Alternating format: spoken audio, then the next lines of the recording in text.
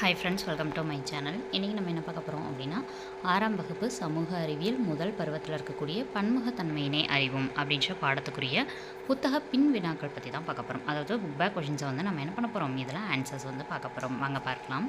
இந்தியாவில் எத்தனை மாநிலங்களும் எத்தனை யூனியன் பிரதேசங்களும் உள்ளன? ஆன்சர் பார்த்தோம் அப்படின்னா 28 மாநிலங்களும் 8 யூனியன் பிரதேசங்களும்.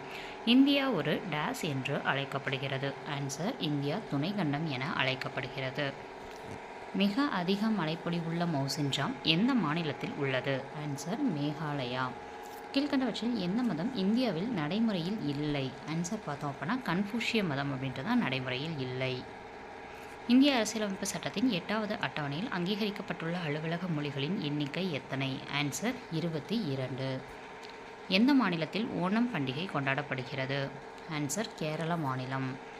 மோகினி ஆட்டம் எந்த மாநிலத்தின் செவ்வியல் நடனம் ஆகும்? Answer Kerala. Discovery of India என்ற நூலினை எழுதியவர் யார்? ஆன்சர் நேரு. வேற்றுமையில் ஒற்றுமை என்ற சொற்றொடரை உருவாக்கியவர் ஜவஹர்லால் நேரு. அதை டிஸ்கவரி ஆஃப் இந்தியான்ற புக்கில் தான் பயன்படுத்தியிருப்பார். V.S. ஸ்மித் இந்தியாவை எவ்வாறு அழைத்தார்? ஆன்சர் இனங்களின் அருங்காட்சியகம் அப்படின்னு சொல்லி சொல்கிறாரு. ஒரு பகுதியின் நடவடிக்கைகளை, அதாவது டேஸ் நடவடிக்கைகளை அப்பகுதியின் நிலவியல் கூறுகளும் காலநிலைகளும் பெரிதும் தீர்மானிக்கும் அப்படின்னு சொல்லி கேட்டிருக்காங்க. ஆன்சர் பொருளாதார நடவடிக்கைகள். ஃபர்ஸ்ட் கொஷினுக்கு ஆன்சர் பொருளாதார. இதான் ஸ்பெல்லிங் நோட் பண்ணிக்கோங்க.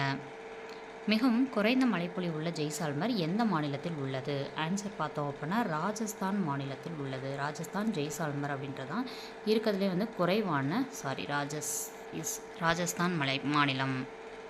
தமிழ் மொழி செம்மொழியாக அறிவிக்கப்பட்ட ஆண்டு எதுன்னு பார்த்தோம் அப்படின்னா 2004ஆம் ஆண்டு. பிகு திருவிழா வந்து எந்த மாநிலத்தில் கொண்டாடப்படுகிறது அப்படின்னு பார்த்தீங்க அப்படின்னா அஸ்ஸாம் மாநிலத்தில் கொண்டாடப்படுகிறது. இப்போ பொறுத்துக்க பார்க்கலாம். ஃபஸ்ட்டு நீக்கிரிடோக்கள் அப்படின்றது இந்திய இனம். அப்போ ஃபஸ்ட்டு இதுக்கு 4th. கடற்கரை பகுதிகளில் மீன்பிடி தொழில் நடக்கும். ஜொராஸ்ட்ரியம் அப்படின்றது ஒரு மதத்தை குறிக்கும்.